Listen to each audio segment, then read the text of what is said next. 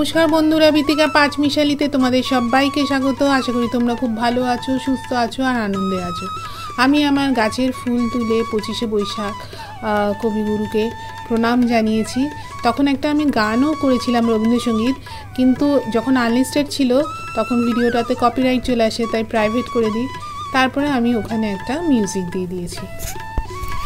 সেদিন আমাদের পাড়াতে খুব সকালে না হলেও 7টা সাড়ে 7টার সময় প্রভাত ফেরি বেরিয়েছিল।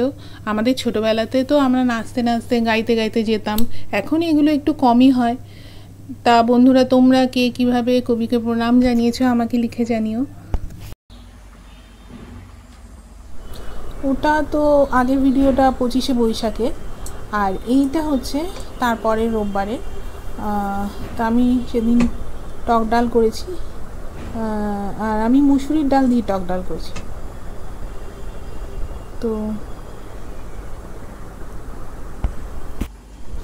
গ্রীষ্মকালে দুপুরে টক ডাল দিয়ে ভাত খেতে শরীরটা একদম শান্ত হয়ে যায়, খুবই ভালো লাগে। আর রোববার বলে চিকেনও করতে হয়েছে আমাকে, কারণ আমার ছেলে চিকেন ভালোবাসে। তা আমি আমগুলোকে এভাবে কেটে ডালের মধ্যেই দিয়ে দিয়েছি আর নুন দিয়েছি। আর বাইরে দেখো প্রচণ্ড রোদ উঠেছে,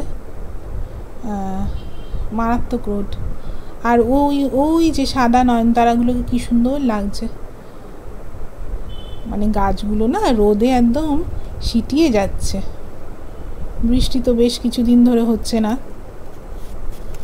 যাই হোক কিছু করার নেই, এইভাবেই কিছুদিন থাকতে হবে যতক্ষণ না বৃষ্টি হয়।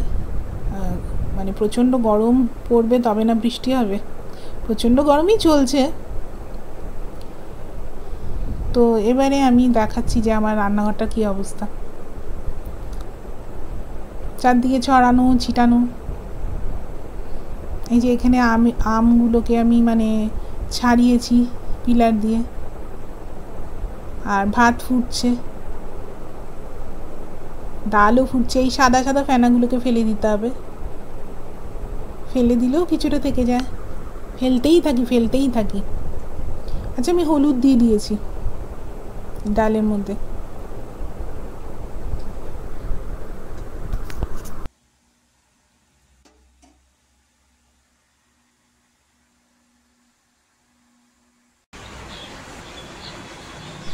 আর এই যে দেখছো লাল শাক, এগুলো সব আমার 4তলার ছাদ বাগানের।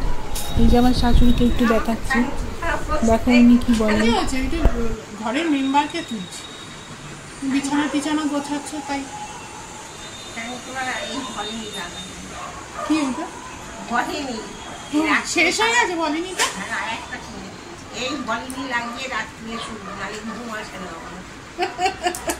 সারা গায়ে সর্ষের তেলের মতন।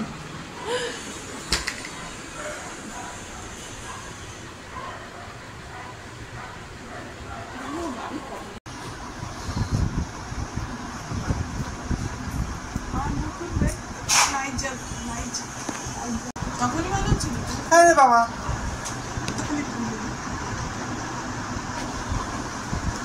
এখানে কত বীজ আছে দেখেছিস? আমি তাই তো করি, আমার পাতা করি।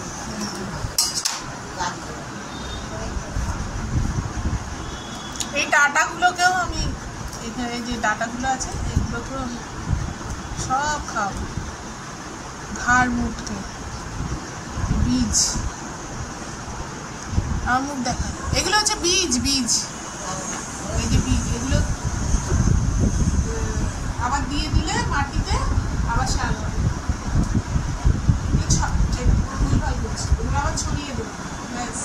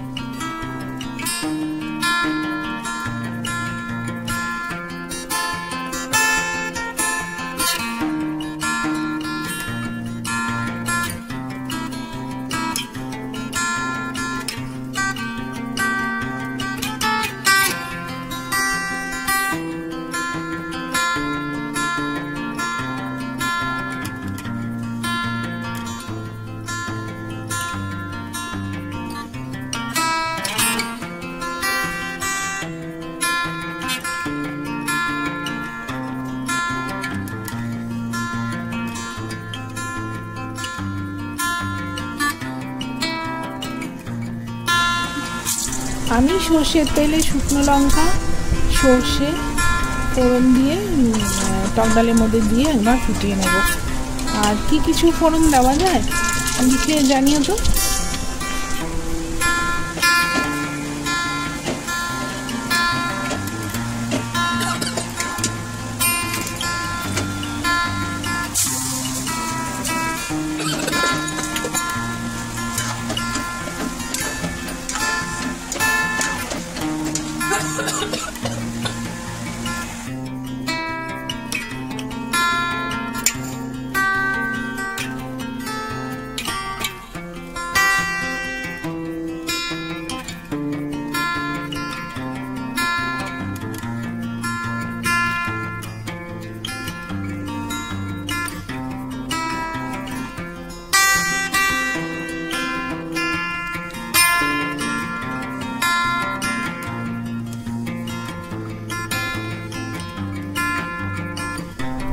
দেখো আমার শাকগুলো রঙগুলো দেখেছো, জল ধোয়াটা, মানে শাকের যে মানে জলটা বেরিয়েছে শাক ধুয়ে, সেটা পুরো লাল টকটক করছে, কি সুন্দর রং, তাই না? লাল শাকে কিন্তু অনেক আয়রন থাকে, তার জন্য এরকম লাল রং হয়।